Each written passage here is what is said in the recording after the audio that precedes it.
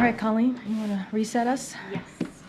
Okay, so on Senator Menendez yesterday, does the president believe that the senator should have any access to sensitive information given the gravity of the allegations against him? And Look, as you just said, this is serious. The situation is very serious, and we have said that many times before. We think it is important, right, that he did indeed step down from the chairmanship. I'm just not going to get beyond that. I want to be really careful here. But again, we see this as very serious, and we think that it's the right thing to do that he stepped down from his chair.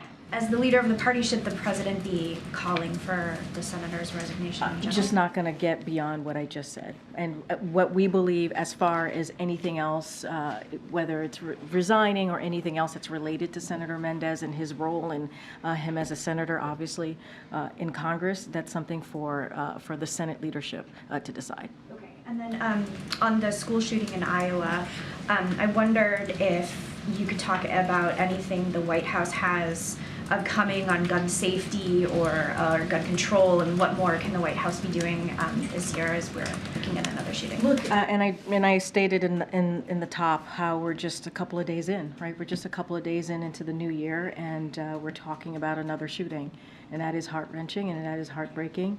And as I stated at the top, enough is enough.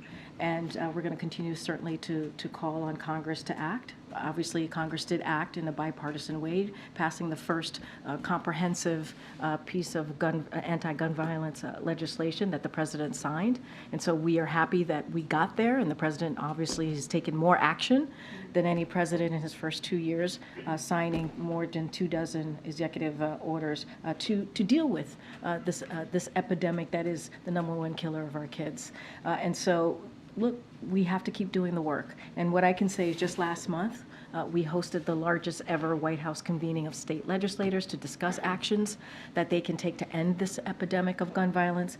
And so we also announced the Safer States initiative to drive additional progress from investments in gun crime prevention and intervention to common sense laws to keep guns out of dangerous hands. And so we're going to keep doing that. And this is, again, this is a president that has taken unprecedented action here.